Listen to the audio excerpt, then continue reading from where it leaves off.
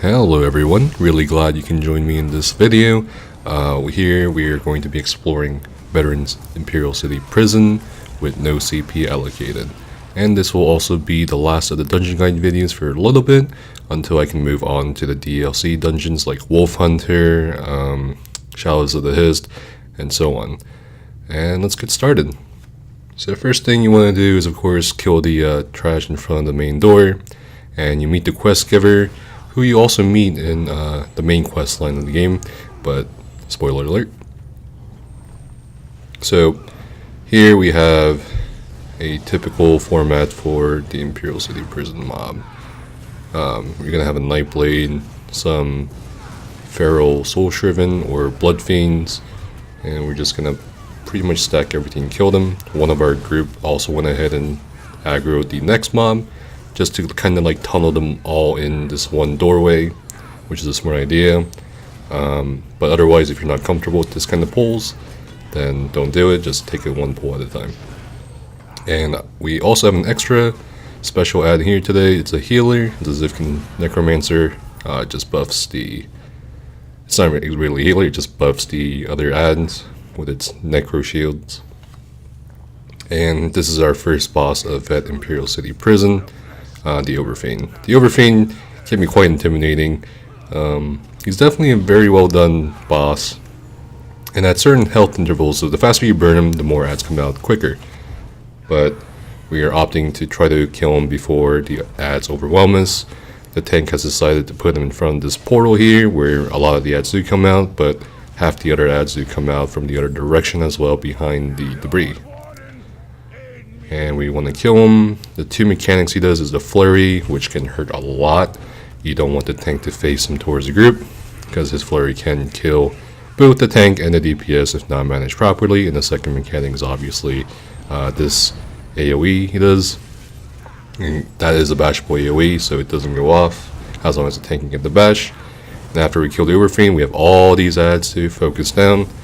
And even if you do wipe on those ads, you can still get past the Overfiend. Like he's already dead. The boss fight's over technically, and you can loot him and you just kill off what's remaining and move on. And this is the post trash fight right after the Overfiend. And the special thing about the Flesh Atronach you have to know about in Veteran Imperial City Prison is they enrage after roughly 45 seconds.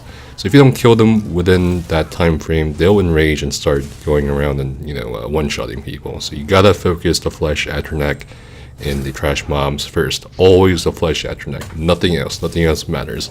The only thing I'd probably focus over the Flesh Atronach first is the Harvesters in Imperial City Prison, because they can do one-shots as well with their bouncing little AoEs.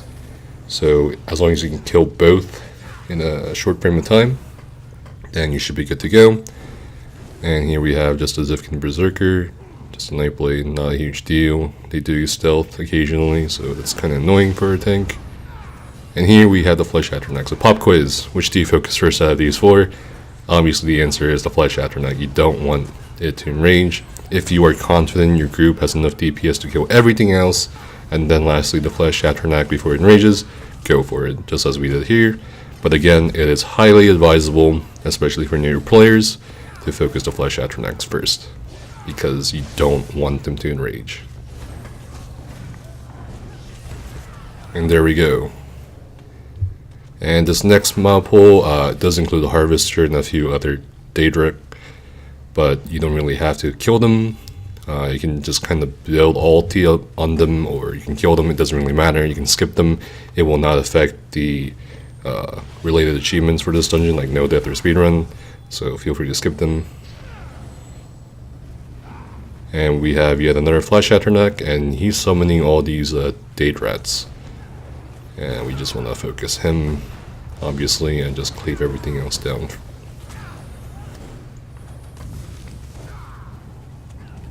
And we're missing a tank and a DPS, so I don't know if they were just back there not realizing we skipped on ahead. Hopefully they come soon. And there we are, there's our shining knights in armor. Knights in shining armor, my bad. And after that trash pull there, you're going to encounter a Watcher. So the Daedric Watcher is basically a floating massive eyeball and tentacles. And there is an achievement, of course, in Imperial City Prison to complete this dungeon without ever being detected by one.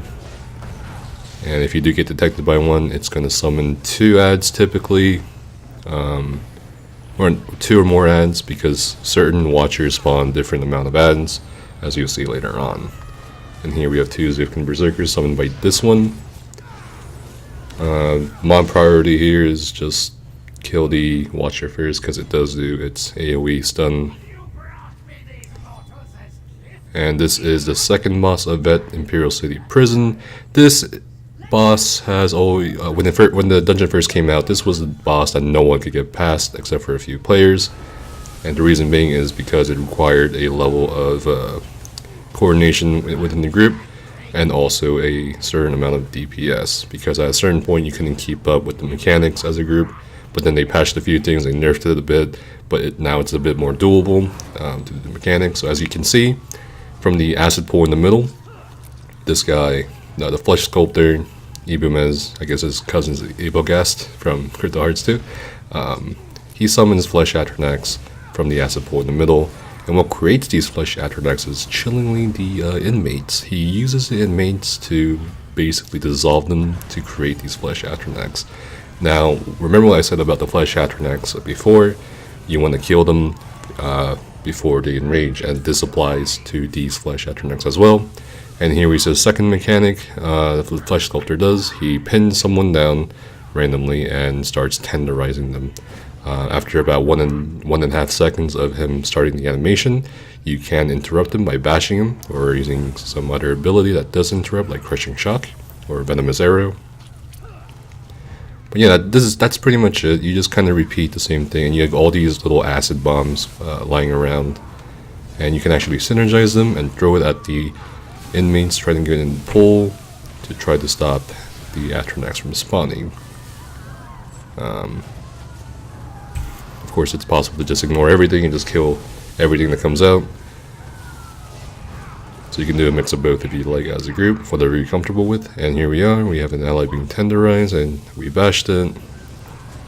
And we want to try to get rid of these Flesh Atronachs because he is now invulnerable. The only damage skill that goes through his invulnerability when he's summoning the Flesh Atronachs from the acid pool is Radiant Oppression.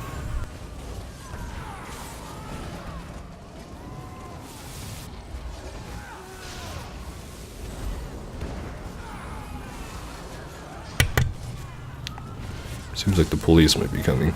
But anyway, the Flesh Atronachs, again, you want to kill them. And that's a lot of inmates going to the acid pool. So the boss, luckily, is coming out of the invulnerability phase. And we've killed arguably one of the hardest, or rather the hardest boss in this dungeon, arguably. And you don't have to aggro these inmates. They are neutral, but if you do accidentally, shoot them or whatever, or tap them with a sword, or an ability goes off, like Hurricane, and it touches them, then yes, they will turn aggressive and try to kill you. And our group member here has again pulled the mob up ahead, so we can just clean them up in the stairs along with the other inmates. And these are the Blood Fiends. You don't want to get stuck in that red AoE the Blood Fiends do, or the Spell Fiends do, because it can hurt quite a bit and stun you.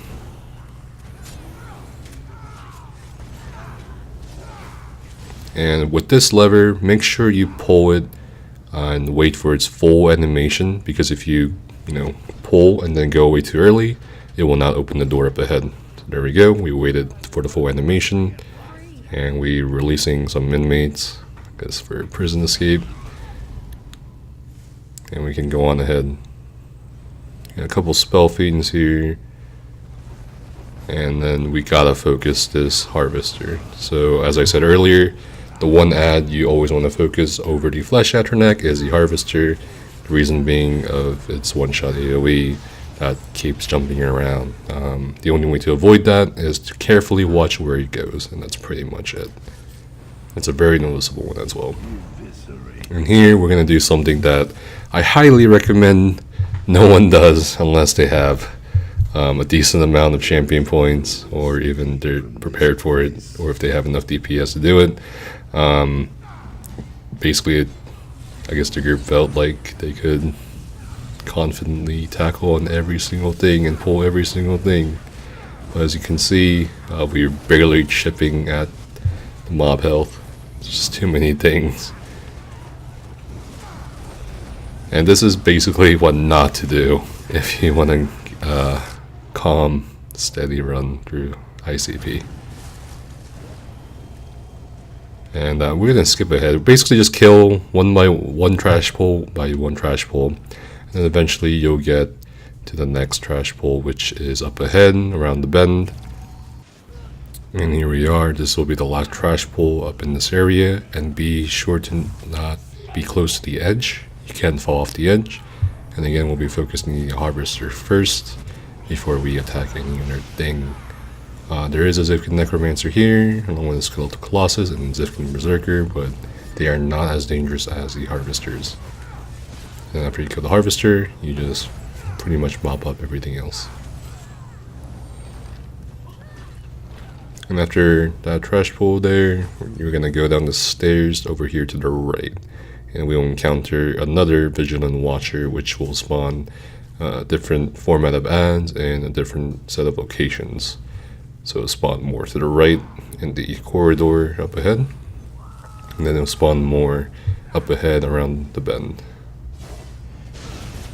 Around the corner. Here we go. If you are playing tackle on this Vigilant Watcher, you can take the Vigilant Watcher's aggro into the hallway to the right, or you can just go all the way to the end before the next boss room and just stack them there.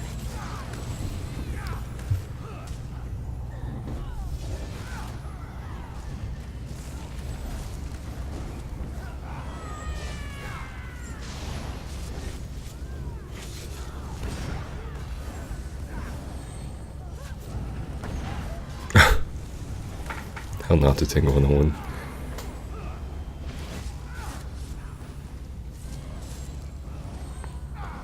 Alright, and we are approaching the last corner right there, and we are encountering the next boss of Vet ICP, which is the Gravelight Sentry. The Gravelight Sentry is a very interesting boss. It's basically a Watcher, does the same thing as a Watcher, except it's a lot bigger, and its knockback AoE is a lot bigger as well. So the tank will take the Gravelight Sentry because its laser eye beams hurt quite a lot. As a DPS or healer, you don't want to stand in front of its 195 degree front view with its laser beams, like those ones. Those can hurt you pretty bad or end up killing you. The safest way to do this boss is to kill each Zifkin Necromancer around the area. If you see us bashing or interrupting these animations they're doing, they're trying to summon these dead skeletons back from the acid pool to attack us, and they can each one can actually spawn up to 5 to 7 of them if they're not bashed or interrupted in time. Meanwhile, we have these globs of poison come up from the pool in big AoEs, and if they hit you and you're not blocking, they will CC you. So that plus other incoming damage can end up killing you. Luckily, we don't have many ads. We didn't have any ads actually because we were pretty good on interrupting the Necromancers, and now we're just focused on the last boss, or last part of the fight. I mean, yep. And if you're the tank, try not to point that front view towards the group. And at this point, at 500,000 health or so, and you have 1 DPS left, just kill the boss. No big deal.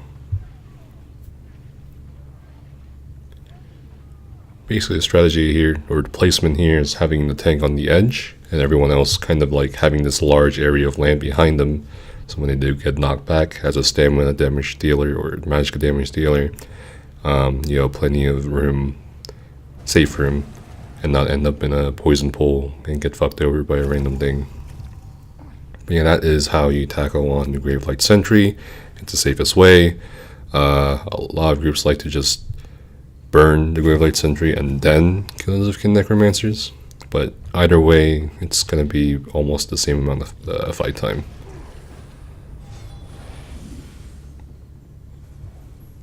And here we have another trash pull right after the Gravelight Sentry. And it's not too hard of a pull, just your basic Blood Fiends, Remora, and so on.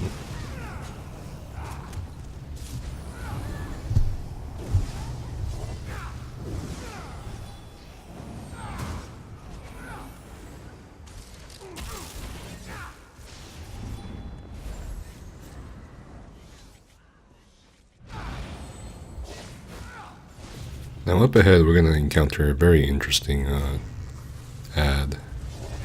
Now the necrotic Horvers in this dungeon, they can be quite deadly. If you are a DPS or healer and get one of those poison AoEs on you, it's advised you just move out of them immediately. Because if you stand in one for too long, you're just dead. If you stand in two for even like a second or so, you're dead. The only one who can probably tank both Horvers with multiple poison AoEs is the tank, obviously. And as you can see here, he does take quite a bit of damage after standing in multiple ticks for quite a bit.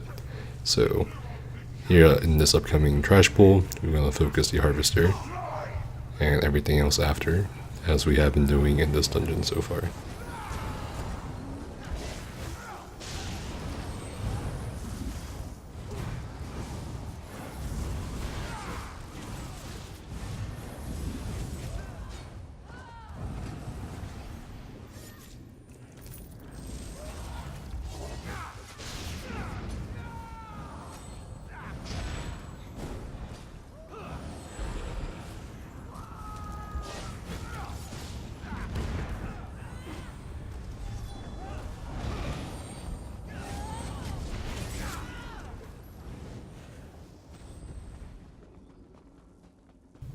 And after we kill that trash pull with the Harvester, we're going to encounter yet another trash pull with yet another Harvester.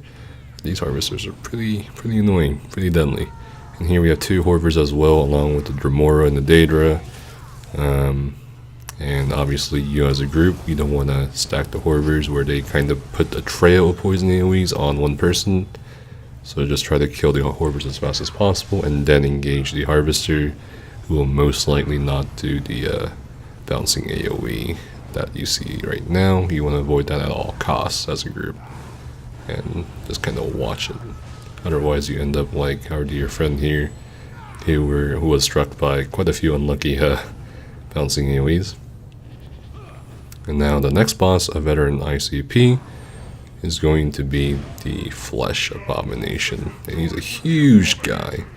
And you want the tank to tank at least one of the two Horvers. If your tank is not confident or not high of a level enough in CP to tank both Horvers at the same time along with the Flesh Abomination, it's okay. Just have him or her take at least one Horver and the group will be fine. Otherwise, what happens is, if the two Horvers end up on one person that's a DPS or a healer, they're just gonna die like straight up.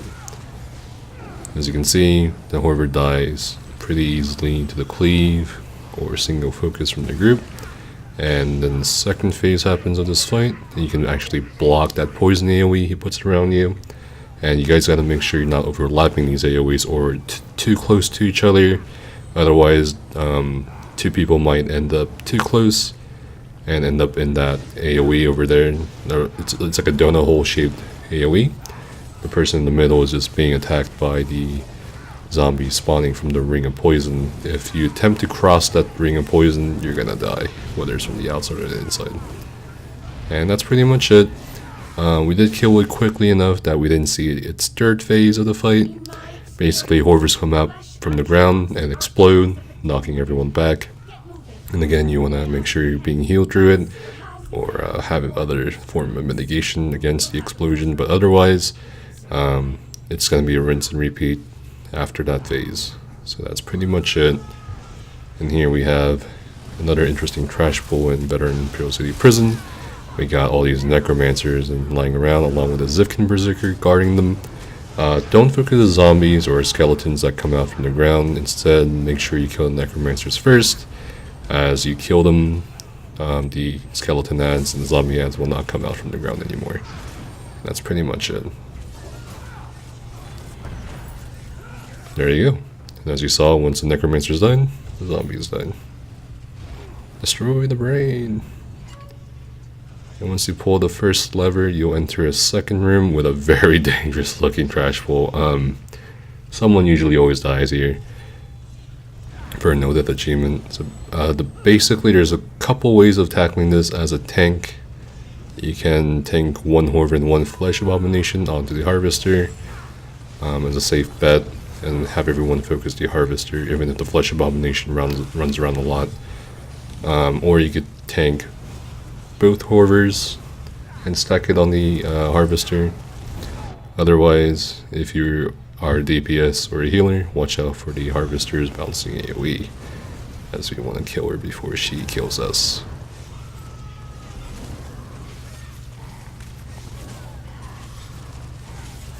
But in general, just to be safe, the Flesh Abomination will die last. Usually. And now here we have two levers, so we need some high level of gameplay, team play, to open this gate. Pulling levers is pretty hard. And it doesn't have to be at the same time, it just has to be roughly at the same time. So you can pull the lever one complete second after, or even 2 complete seconds after. And here we have the second to last bosses of the Imperial City Prison. We got the Zukin Necromancer, we got the Knight, we got the Berserker, and we got the Templar. They're like the personal guard of Lord Warden, the final boss of the ICP. And you want to focus on Necromancer as a group, otherwise it summons the Bone Surge Totem, which protects the rest of the bosses, and you obviously want to DPS the totem down before you do anything else, because you can't crit shields, and it's a pretty big shield. And once you kill Necromancer, it won't spawn any more totem shields like that, and everything else is pretty easy to kill in this massive amount of AoE we have going on. But once they do die, they start coming back as shades, and these don't go away until you end the fight. So you still gotta watch out for some of their mechanics during the fight. The Knight charges, the Templar heals, the Berserker spin, and so on and so on and so on. Now we're gonna have 2 Daedrats up ahead, I believe. You can build ultimate on these or kill them, it doesn't really matter, because we are going to be facing the last formidable final boss of Veteran Imperial City Prison. And we're gonna do it on hard mode, as always.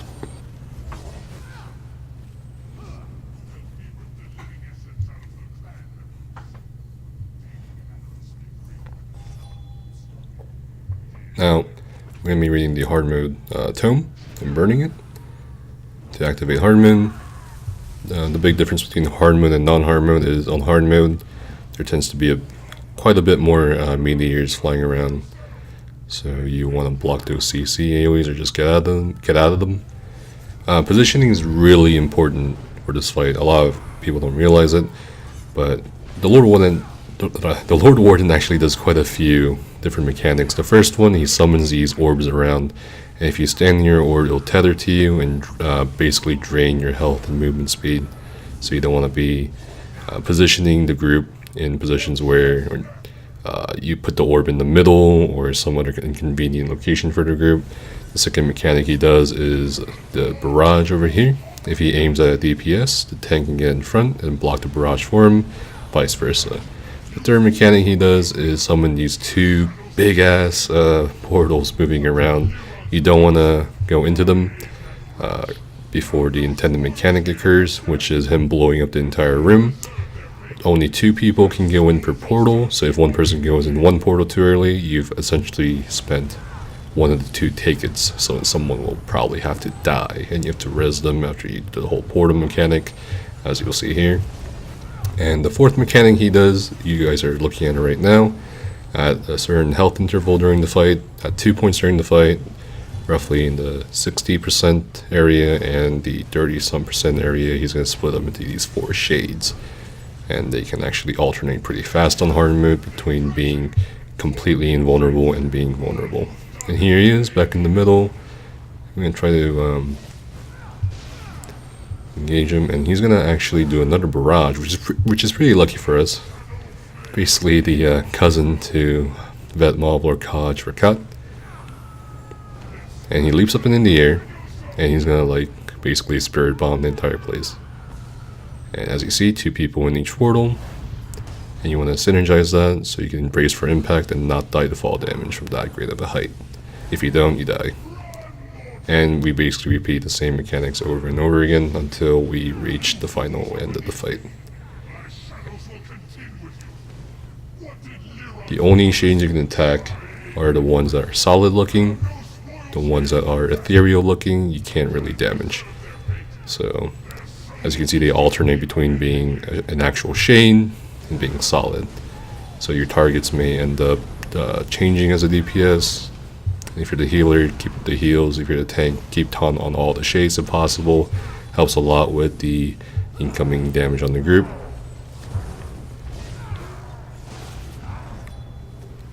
And that is the last shade we will be killing. And then we'll be trying to finish this fight.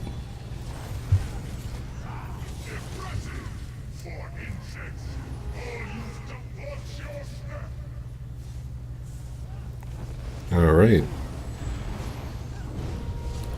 Again, as you saw, positioning is very important. The orb goes to where a person is after he spawns it. He does a barrage.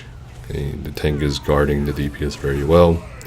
And the Lord Warden goes up in the air, but the DPS kill him as he's in the air before he does the portal phase yet again. That's pretty much it, guys.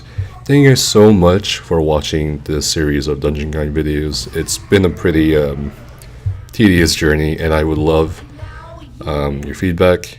If you have any suggestions or questions, let me know down in the comments below. And thank you so much to the people who helped me make these videos. Could not have done it without them. Thank you.